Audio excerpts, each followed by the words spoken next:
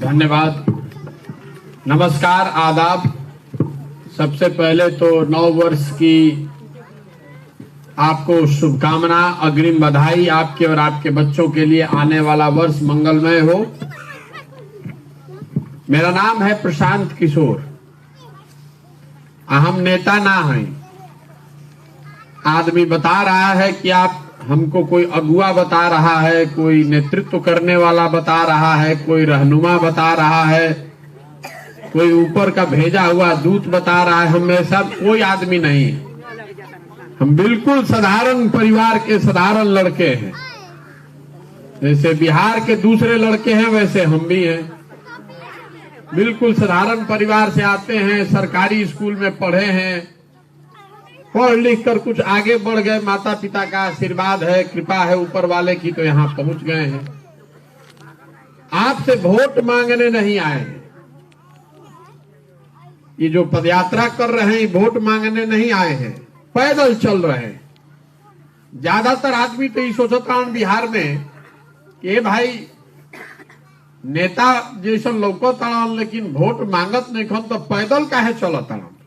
बिहार में नेता तो कोई पैदल चलबे ना करे। चुनाव के समय कुछ आदमी घूमे लो, कोई पैदल बिहार में कहाँ चलता। बिहार में तो खाली जनते पैदल चलता। नेता तो जो छोटको मोटका नेता वो तो हवे में उड़ता, तो ये पैदल काहे चलता। तो आधा आदमी तो यही चक्कर में लागल बा कि भाई एकरा पीछे उद्देश्य का बा, काहे चलता नहीं पैदल। अभी बहन जी बतावत रही हमरा समस्या नहीं खे, घर नहीं खे, पढ़ाई नहीं खे, बड़ा गरीबी बा। दूसर महिला लोग के रवा कहनी कि उनकर और समस्या हुई। सारा समस्या तो बढ़ले बा। देखे आइल बानी, समझे के प्रयास करतानी। 40-50 वर्ष पहले भी यह समस्या रहे। जब रउआ बच्चा हो खब तब रउआ इतने गरीबी बिहार में रहे। आज रउआ बुढ़ापा आ गई तब उतने गरीबी बा। 40-50 साल पहले भी देश का सबसे गरीब और पिछड़ा राज्य था बिहार, और आज भी देश में सबसे गरीब, सबसे पिछड़ा, सबसे ज्यादा अशिक्षित, सबसे ज्यादा भूखमरी का शिकार, सबसे ज्यादा बेरोजगारी वाला राज्य बिहारे है। तो इस सुधरत काहे नहीं खे। आखिर हमनी के सब आदमी काम करते बा। दूगो हाथ दूगो पैर गरीबों के बा, अमीरों के बा। इतना दिन मेहनत के निराउर दशा सुधरत काहे नहीं खे। सुधरत ऐसे नहीं खे कि जकरा के वो चुन के राजा बनावता नहीं, वो व्यवस्था के सुधारते नहीं खे। रवा हर बार वोट देता नहीं, अपना से रवा बुझाता कि ठीके देता नहीं। अभी रवा कोई कहल हो कि नेताजी लोग आवता चुनाव के समय बढ़िया बढ़िया बोल के चल जाता, फिर काम नहीं के करो। तो मान ली कि रवा के कोई एक हाली आके बुर्बक बना दी और वोट ले ली। एजाज आदमी बैठल बा, कई आदमी तो ऐसा मानन कि 4 बार 5 हाली रवा वोट देले बानी, तो हर बार रवा कैसे ठगा जाता नहीं। पदयात्रा हमरा करे से रोड ना सुधरी। हमें जा लड्डू बांटे नहीं आई, कि कहे नहीं कि आइल कि रवा के नौकरी दे दे, और नाली बनवा दे, और घर बनवा दे। ये मछली बांटने का अभियान नहीं है, ये मछली मारने का सिखाने का अभियान है। अब यहाँ के मछली के उदाहरण देख रहे हैं। हम रवा के सिखावे आइल बनी, बतावे आइल बनी कि आप में वो ताकत है। ए भाई, ये जनता में ताकत है। आपके पास वो शक्ति महात्मा गांधी ने, बाबा साहब अंबेडकर ने दिया है, इस देश के संविधान ने दिया है। आप अगर जग जाइएगा और दिमाग से अपना राजा चुनिएगा, अपना नेता चुनिएगा, तो अपने आप राउर समस्या धीरे धीरे खत्म हो जाएगी। अब रवा कहता नहीं कि भैया हर बार तो हमने कहीं अपना से दिमागे लगा के वोट देता नहीं जाता। हम रवा के बताओ तो नहीं कि रवा क्या गलती करता नहीं। देखिए 5 वर्ष बैठ के आदमी बिहार में बतियावता कि जा कितना भ्रष्टाचार बा। सड़क नहीं खे, घर नहीं खे, स्कूल लड़कन के पढ़े के व्यवस्था नहीं खे, रोजगार नहीं खे, खेत में पानी नहीं खे मिलत। 277 के यूरिया 800 में मिलता, 2000 के धान रवा 1400-1500 में बेचता नहीं। कोई बीमार पड़ता था अस्पताल नहीं खे, चले के बस नहीं खे, गाड़ी नहीं, कोई सुविधा नहीं खे। आई सब बात रहुआ पता बा, रहुआ एकरा के बतियाओ तो बानी।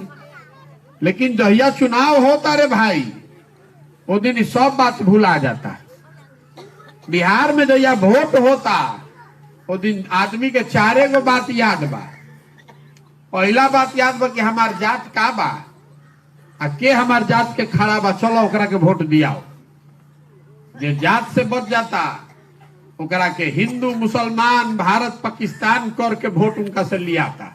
चलो चलो सब हिंदू एक हो जा, मुसलमान नहीं जीतना चाहिए, पाकिस्तान के सबक सिखावे के बाद पुलवामा हो गई बा, देश पर खतरा हो गई, चलो सब हिंदू एक हो जा। जो दोनों से बच जाता तो कहता कि जाए दी भैया, रोड नहीं खे, लड़कन के पढ़े के व्यवस्था नहीं खे, बड़ा कष्ट में जियता नहीं जा। लेकिन एकरा से पहले लालू जी के जो अपराध वाला जंगल राज रहे वो बड़ा दिक्कत रहे, वो ना चाहिए रे भाई। चलो अब अच्छा होके चाहे खराब है भाजपे के दो, न तो लालू के राज वापस आ जाए। आ चौथा कैटेगरी हमने के मुसलमान भाई लोग के बाद ये लोग कहता कि भैया हम जानता नहीं कि हमने की हालत तो सबसे खराब बा, लेकिन अब जी ही है चाहे मोरी, भाजपा के तो वोट ना दे सकीला जाए तो मुसलमान विरोधी पार्टी भी है। अब बिहार में दुइये गो दल बा, एगो मोदी जी के भाजपा और दूसरा लालू जी के ललटेन। नीतीश कुमार का तो कोनो दले नहीं बचा है, कभी ललटेन पकड़ के लटकियन, कभी कमल के फूल पर बैठ के पवरिया, तो पता नहीं था कि दहन के। तो मुसलमान भाई लोग कहते कि जाए दी, अब जौन होखी तो होखी, भाजपा के दे ना सकी लालू बाड़न तो लालुए के वोट ललटेने के दबाव।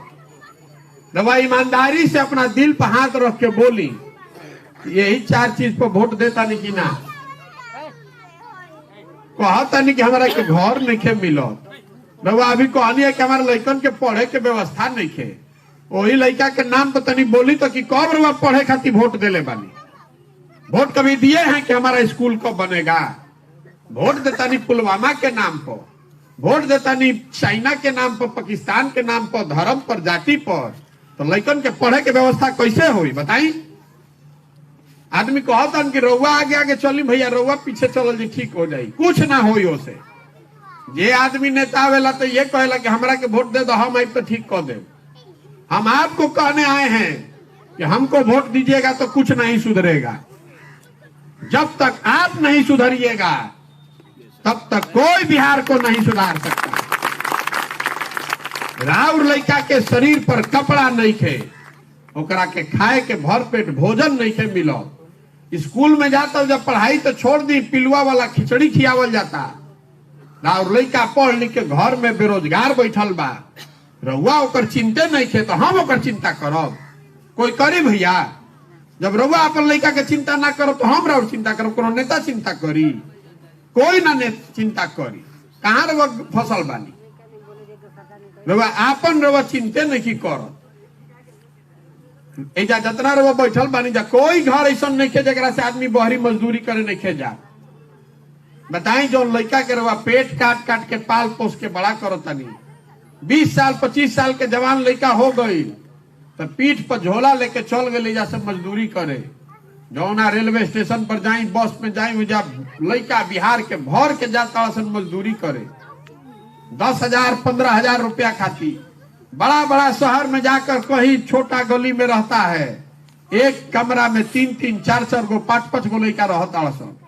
पेट काट काट के वहां 12 घंटा मेहनत कर रहा है, हाड़ गला रहा है कि घरे 6,000 रुपया 7,000 भेजी कि घरे खर्चा चलो। और रउआ हमार आंखें नहीं के खुलल, रउआ जात से निकले के तैयारे नहीं की, धर्म से निकले के तैयारे नहीं की, तो सुधरी बिहार? कभी नहीं सुधर सकता है। यही बताने चले, वोट नहीं मांग रहे हैं, हाथ जोड़ता नहीं सबके। हमारा लड़का तो दिल्ली में अंग्रेजी स्कूल में पढ़ा था, लेकिन बिहार के लाखों लड़के, इनका क्या भविष्य है? जब ये पढ़िए नहीं रहा है तो कलेक्टर कैसे बनेगा? वो तो मजदूरे न बनेगा भाई। जब आपका लड़का पढ़िए नहीं रहा है तो कैसे डॉक्टर बनी, कैसे कलेक्टर बनी? बताई हमरा के। रवा कर चिंता बा कोई और कहनी है कि भैया स्कूल ना बनी तो नेता लोग के साले के मार के भगावल ली, जैसे कभी कहनी है जहां नेता भेटा गई, ए भैया ही नली बनवा दी, ए भैया ही तनी अनाज दिवा दी, ए भैया ही तनी छप्पर छवा दी। आपको मांगने का आदत लगा दिया है यहाँ के नेताओं ने। जनता मालिक है, आप जिसका बटन दबाते हैं वही राजा बनता है, और आप वहां मालिक से आप बन गए भिखारी। जे मालिक बा भिखारी बन गई, जरा के रउआ राजा बनैनी उहे ओकर लेकर पर राज करता रहुआ आंखें नहीं खुलत। आदमी कहता कि भैया इधर जात के राजनीति बा, हम रुआ कहते जात के राजनीति कहाँ बा? लालू जी बाड़न तो कहाँ कहता हूँ कि यादव समाज के जो सबसे काबिल लड़का बा वो बनी मुख्यमंत्री, हमारे दल के नेता निकल न कह। वही कहता हूँ कि हमार लड़का एक नेता रही कुल यादव जी लोग तू लोग वोट दो जा। कोई पंडित जी नेता हो गई तो कहता कि हम रहो हमारे लड़का रही कुल पंडित जी लोग हमारे वोट दो जा। कोई दलित के नेता हो गई तो कहता हम रहो हमारे लड़का रही कुल दलित हमारा के वोट दो जा। जात के राजनीति भइल, ये तो परिवार का राजनीति है, अपना स्वार्थ का राजनीति है। जात का भी राजनीति करता तो कम से कम उस जात का आदमी तो अच्छा हो जाता। बिहार में तो सब आदमी गरीब हो गया, सब अनपढ़ हो गया। और रउआ हमार आंखें नहीं के खुलत, यही से पैदल चलतानी, हाथ जोड़तानी सबके। अरे भाई आपन ना तो कम से कम आपन लइकन के चेहरा देखी जा, नहीं तो जिस गरीबी और गुर्बत में आपका जिंदगी बीता है इसी में आने वाले पीढ़ी और बच्चों का भी जिंदगी बीतेगा। लिख कर रखिए, कोई नहीं सुधार सकता है बिहार। नहीं तो संकल्प लीजिए कि अगली बार वोट मोदी को नहीं, लालू जी को नहीं, नीतीश को नहीं, प्रशांत किशोर को नहीं, वोट उसको पड़ेगा जो हम लोग के बच्चों के लिए पढ़ने का व्यवस्था करे, तो हम लोग को घर दिलवाए, यहाँ लड़कन के रोजगार दिलवाए, या खेती के हालत ठीक कराओ। वोट ओकरा के न पड़े के चाहिए जो हमने के सवांग के बहरी से ला के रोजगार दिलवाओ, ओकरा न वोट पड़े के चाहिए। तो रउआ वोट देता नहीं, पूछो तनी काहे वोट देनी है? ए भैया सब गाँव में देते रहे, ऐसे हम दे देनी है।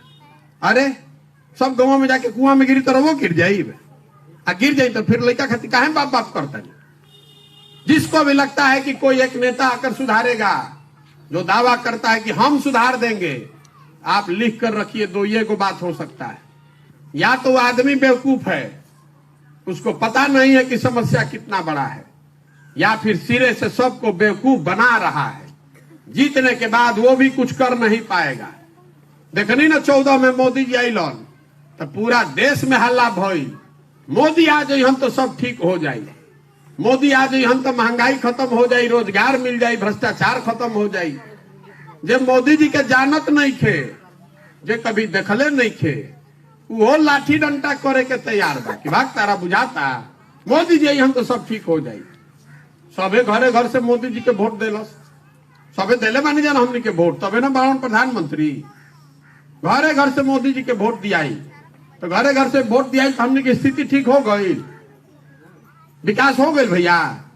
भइल कि ना वो घरे जाके हिसाब किताब लगाई, बहस करब एकरा पर क्या भइली हम के बतावो तानी। घरे घर से मोदी जी के वोट दियाई बा तो घरे घर से सिलेंडर के 1250, डीजल के 35 रुपए के जगह 96 रुपया, पेट्रोल के 108, अब 500 रुपए के डीएपी के जगह 1600 रुपया पूरा दिया था कि नहीं दिया बताई। तो रोडवा पर चलता है आदमी कहता है भैया डीएपी 500 के जगह 1600 हो गई, सिलेंडर तो 1250 रुपया लागता। अरे भाई तो वोटवा हमनी के देले बानी जा, तो सिलेंडर के पैसा पाकिस्तान के आदमी दी, हमनिए के देवे के पड़ी।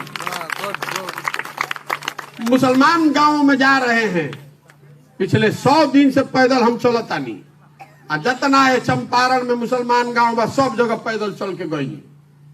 आपको विश्वास से बता रहे हैं कि दलितों के बाद सबसे ज्यादा गरीबी, फटेहाली, बदहाली मुझे मुसलमान भाइयों के गांव में दिखी है। आप 30 बरस से बंधुआ मजदूर बनकर वोट दे रहे हैं, और आपके बच्चों की क्या दशा है। जिस गांव से हम एक बार गुजरते हैं, 2 गो दवाई खाते नहीं तो खांसी रुकत नहीं थे, राउर लड़का वही गांव में पलता दौड़ता, ओकर फेफड़ा के का दशा हुई, टीबी ना हुई तो का हुई ओकरा लड़का के, रउआ लौटते नहीं थे। तो हम सुधार देव। चलो तनी आदमी कहता बड़ा बड़ा मुसलमान गांव में, ए भैया देखो तनी में रोड के दशा, तो रोड के मंत्री के बा? तेजस्वी यादव। आदमी कहता है भैया महिला के या कोनो अस्पताल नहीं कि कहीं कोई बीमार पड़ जाता तो स्वास्थ्य मंत्री कौन है? तेजस्वी यादव। गांव में नली गली नहीं बना है, आदमी घर के सामने नली बह रहा बा, तो ग्रामीण कार्य मंत्री कौन है? तेजस्वी यादव। आदमी कहता कि शिक्षा व्यवस्था ध्वस्त हो गई, तो शिक्षा मंत्री कौन है? तेजस्वी यादव का, चंद्रशेखर यादव, उन्हीं के पार्टी का। कहता नहीं यूरिया मिला था 277 के 800 में, तो कृषि मंत्री कौन है? वो भी आरजेडी का मंत्री है। तो आप आंख बंद करके 30 वर्ष से ललटेन दबा रहे हैं और साथे में शिकायतों कर रहे हैं कि रोड नहीं के, अस्पताल नहीं के। कैसे सुधरी रे भाई? फिर जाकर उसी को वोट दीजिएगा, फिर कहिएगा कि रोड खराब बा। तो चाहे मोदी हो कि तेजस्वी यादव हो, आप और हम जब बंधुआ मजदूर बनकर वोट दीजिएगा तो सुधरेगा कभी? नेता भी जान गया है बिहार की दुर्दशा इसलिए है कि नेता को मालूम है यहाँ कि हम काम करे चाहे नहीं, जाति धर्म के नाम पर आप वोट उसी को दीजिएगा, इसलिए वो भी नहीं काम कर रहा है। आधा आदमी लालू जी के डर से देता भाजपा के, और आधा आदमी भाजपा के डर से देता लालू जी के। काम को वोट के करता है। जरा से पूछी कहता भैया हमारा विकास चाहिए, विकास चाहला से हो जाई? विकास चाहिए अब वोट देता नहीं जात को तो कभी हो ही सुधरी? यही बताने चले पदयात्रा इसलिए कर रहे हैं। अब आदमी कहता ना भैया ये बात बुझाता, विकल्प न नहीं थे, एगो विकल्प बनाई तो हमने के सब आदमी ओनिए चलल जाई। तो विकल्प कैसे बनी? हमारा दल बनावे से विकल्प बनी ना बनी। बिहार में दल कैसे बनेला? जे दल बनैलस उहे बन गई दल के नेता। आइयो कह दिलस कि हमारा बात होइयन हमार बेटा, आ कुल जना तू लोग बिहार के आदमी झंडा लेके ढो जा। वो विकल्प नहीं होगा। वैसा दल तो पहले ही से 50 को बा बिहार में। विकल्प तब बनेगा जो बात महात्मा गांधी ने बताया, समाज को मिलकर विकल्प बनाना होगा, एक साथ खड़ा होना पड़ेगा। इसलिए पदयात्रा कर रहे हैं कि गांधी की विचारधारा पर आधारित एक ऐसी व्यवस्था बनाई जाए जिसमें समाज के लोग मिलकर ही दल बनाएं और मिलकर ही इसको आगे चलाएं। पदयात्रा पूरा खत्म हुई तो हजारों आदमी को गांव गांव से ढूंढ के निकाल ले, सबके एक साथ बैठाई और सबे मिलकर तय करी कि दल बनावे के बाद तो बन जाई दल। दल बनाने में कितना देर लगता है? वो तो एक दिन में बन जाएगा। लेकिन अगर दल बन गया तो दल प्रशांत किशोर का नहीं, किसी व्यक्ति का नहीं, किसी परिवार का नहीं, किसी जाति का नहीं। वो दल होना चाहिए बिहार के सारे लोगों का जो मिलकर इसको बनाए और मिलकर आगे चलाए। एक नाम का बा जन सुराज। सुराज मतलब सुंदर राज। केकर सुंदर राज? प्रशांत किशोर के नारे भाई। रउआ तो सब नेता के दल राज देख लेनी, अब जनता का राज होना चाहिए तभी बिहार सुधरेगा। इसलिए पैदल चल रहे हैं। अब पैदल चलता नहीं तो एगो और बात पता चलता, सब गांव देहात शहर के समस्या देखता नहीं। तो पदयात्रा का उद्देश्य है कि हर पंचायत का विकास का योजना 10 साल का बना रहे हैं। जब पदयात्रा खत्म होगा तो सारा पंचायत के बिहार के हर पंचायत का अलग अलग 10 बरस का योजना बनाकर जारी करेंगे। आप देख पाइएगा कि जन सुराज के अंदर आपके पंचायत के कौन से समस्या का समाधान होगा, कहाँ रोड बनी, कहाँ गली बनी, कहाँ नाली बनी। लेकिन एक साथ साथ 3 और बात बताया जाएगा। आपको ये खाली नहीं बताया जाएगा कि आपका रोड टूटा है रोड बन जाएगा। आपको ये भी बताया जाएगा कि आपके बच्चों को आपके पंचायत में अच्छी शिक्षा कैसे दी जाएगी। आपको ये भी बताएंगे कि यहाँ खेती किसानी करने वाले का आमदनी कैसे बढ़ेगा। आपको ये भी बताएंगे कि आपके पंचायत में 500,000 आदमी को नया रोजगार कैसे मिलेगा। आप उसको पढ़िए, देखिए, ठीक लगे तो अपनाइए और न ठीक लगे तो फेंक दीजिएगा। जिसके झंडा लेकर घूम रहे हैं घूमते रहिए। तो अब रउआ बताई कि बिहार में जनता को आपने पिछले 30 साल में 30-40 सालों में अलग अलग दल और नेताओं को वोट दिया, सब ने आपको ठगा है। अब समय आ गया है कि बिहार की जनता मिलकर महात्मा गांधी के बताए हुए रास्ते पर चलकर अपना विकल्प बनाए, जनता का विकल्प बनाए। आपसे सवाल पूछ रहे हैं, आपको जवाब देना है, हाथ उठा के अब मुंह से बोल के। बिहार की जनता को मिलकर अपना विकल्प बनाना चाहिए कि नहीं बनाना चाहिए? सबके बोले के बाद जोर से कैमरा लागल बा, न तो आदमी को हमारा से तो पूछबे ना कोई, हमारा गांव में कहाँ आयल रहन। बिहार की जनता को मिलकर अपना विकल्प बनाना चाहिए कि नहीं बनाना चाहिए? बनाना चाहिए ना। आदमी कहता भैया इतना बात तो बुझाता, लेकिन चुनाव कैसे जीतल जाए? इतना बड़ा बड़ा दल और नेता ओकरा सामने हमनी के गरीब जनता हमनी के का कल जाई। तो आपको बता रहे हैं, आप लोकतंत्र के हनुमान हैं, आपको आपकी शक्ति का एहसास नहीं है। लोकतंत्र में जन बल के आगे कोई बल नहीं है।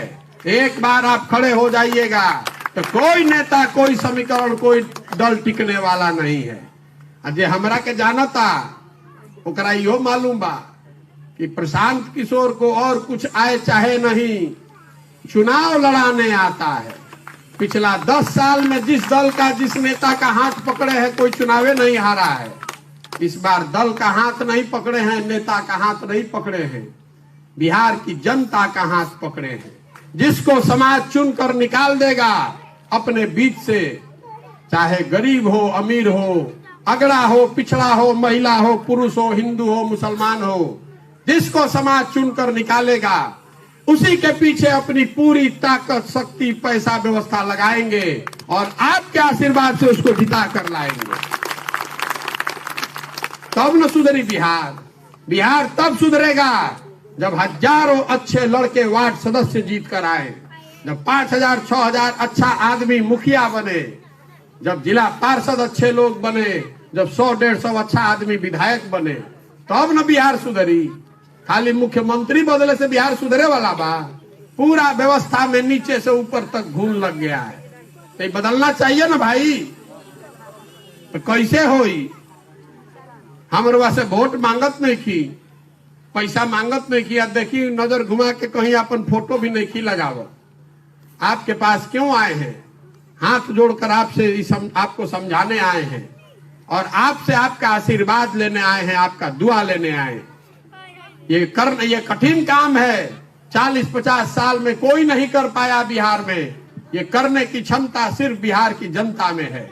एक बार अगर आपको लगता है कि जो काम हम कर रहे हैं ये बिहार के समाज के हक में है, यहाँ के बच्चों के भविष्य के लिए है, तो हाथ उठाकर दुआ दीजिए, आशीर्वाद दीजिए कि इसको ईमानदारी से पूरा कर सके।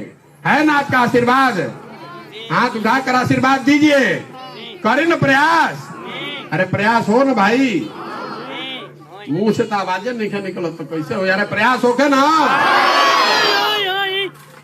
एक अंतिम बात, हमने के बाहर जाता नहीं जा, आदमी कहता बिहारी मतलब बेवकूफ। बिहारी शब्द ही गाली बन गया है। कहता है बिहारी मतलब बेवकूफ, बिहारी मतलब अनपढ़।